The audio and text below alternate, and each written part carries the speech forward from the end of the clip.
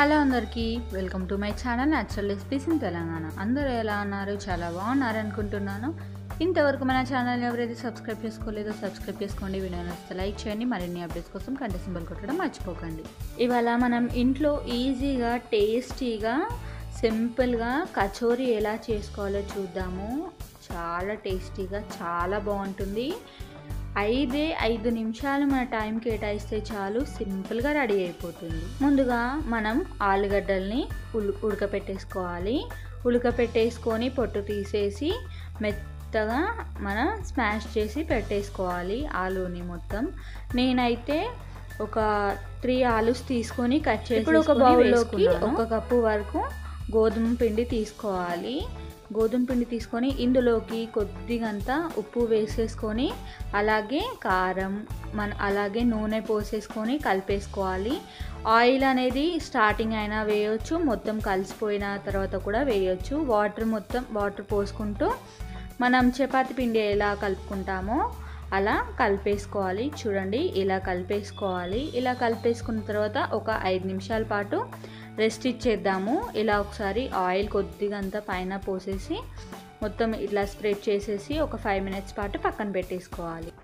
ఇప్పుడు స్టఫింగ్ కోసం ముందుగా ఒక ప్యాన్ పెట్టేసి అందులో సరిపడా ఆయిల్ పోసేసుకొని కొద్దిగంత మసాలా పొడి వేసేసుకొని ఇందులోకి కట్ చేసి పెట్టుకున్న ఉల్లిపాయ ముక్కలు అలాగే పచ్చిమిర్చి ముక్కలు వేసేసుకొని బాగా వేగిన తర్వాత ఇందులోకి మనం ఇందాక ఉడకపెట్టేసుకొని స్మాష్ చేసుకున్న బంగాళదుంప పేస్ట్ అనేది వేసేసుకోవాలి. వేసేసుకొని ఒకసారి బాగా కలిపేసుకున్నాక ఇందులోకి కొద్దిగంత పసుపు అలాగే రుచికి సరిపడా కారం అలాగే రుచికి సరిపడా ఉప్పు వేసేసుకొని మన దగ్గర ఏదైనా మసాలాస్ ఉన్నా కానీ వేసేసుకోవచ్చు, లేదంటే చికెన్ మసాలా వేసేసుకోవచ్చు. ఇలా వేస్తే కొంచెం ఫ్లేవర్ అనేది వస్తుంది. ఇలా మొత్తం ఒకసారి కలిపేసుకొని లాస్ట్కి గరం మసాలా వేసేసుకొని మళ్ళీ ఒకసారి కలిపేసుకొని దించేస్తే మన స్టఫ్ అనేది రెడీ అయిపోయింది. ఇప్పుడు మనం ఇందాక కలిపి పెట్టుకున్న పిండి ముద్దని తీసేసుకొని మళ్ళీ ఒకసారి కలిపేసుకొని చిన్న చిన్న ముద్దలుగా చేసేసుకొని పక్కన పెట్టుకుందాము.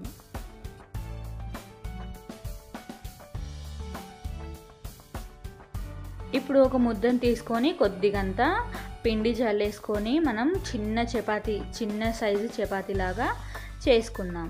చూడండి, ఇంత చపాతీ ఇలాగా చేసేసుకోవాలి.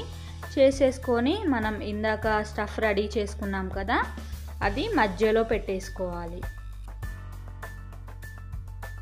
మన ఫ్యామిలీ మెంబర్స్ కూడా చాలా ఎంజాయ్ చేస్తూ తింటారు. అంత బాగుంటుంది, చాలా అంటే చాలా బాగుంటుంది. ఒకసారి ట్రై చేయండి. ఈవినింగ్ స్నాక్స్ లాగా పిల్లలకి చేసి పెట్టేసేయండి. ఇలా మనం కర్రీ స్టఫ్ వేసేసుకున్నాక చపాతీని మనం ఫోల్డ్ చేసేసుకొని ఇలా ఒక్కసారిగా రౌండ్గా చేసుకోవాలి. మనము బూరెలు చేస్తాం చూసారా, అలాగే చేసుకుంటే సింపుల్గా అయిపోతుంది. ఇలా కొద్దిగా రౌండ్ షేప్లో చేసేసుకొని పక్కన పెట్టేసుకోవాలి. అన్నీ ఇలానే చేసేసుకోవాలి. ఇప్పుడు స్టవ్ మీద ఒక ప్యాన్ పెట్టేసి అందులోకి ఒక 4 to 5 table spoons of oil వేసేసుకొని హీట్ అయ్యాక మనం చేసి పెట్టుకున్న కచోరీని ఇందులో ఒక్కొక్కటిగా వేసుకోవాలి. కొంచెం స్పేస్ మనం వాటిని కదపడానికి కొద్దిగా స్పేస్ ఉంచేసుకొని ఎన్ని సరిపోతే అన్ని వేసేసుకొని మీడియం ఫ్లేమ్లో మనం వాటిని బాగా ఫ్రై చేసుకోవాలి. డీప్ ఫ్రై కావాలంటే డీప్ ఫ్రై కూడా చేసుకోవచ్చు, అలా కూడా చాలా బాగుంటుంది. కానీ ఇలా చేసుకోండి, ఇంకా చాలా బాగుంటుంది. మీడియం ఫ్లేమ్లో పెట్టి మాత్రమే చేసుకోవాలి. అప్పుడే లోపల అలా పిండి ముద్ద అనేది ఉడుకుతుంది, లేదంటే ఉడకకుండా అసలుకే బాగోదు. ఇవన్నీ మనం ఇలా ఒక 2 వైపులుగా కాల్చుకోవాలి. కాల్చేసుకొని తీసేసుకుంటే అయిపోయినట్టే. మన టేస్టీ కచోరీ రెడీ అయిపోయినట్టే. ఇప్పుడు వీటిని ఆయిల్లోంచి తీసేసి సర్వ్ చేసేసుకుంటే అయిపోతుంది.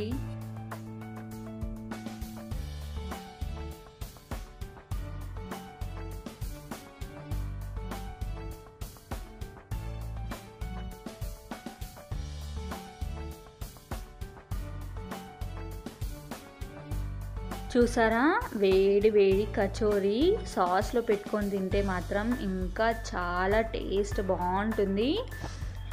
అలాగే ఈ కచోరీ అనేది పైన క్రిస్పీగా లోపల కర్రీ తగులుతూ చాలా బాగుంటుంది. ఇలా ట్రై చేయండి, ఎలా వచ్చిందో కామెంట్ చేయడం మర్చిపోకండి.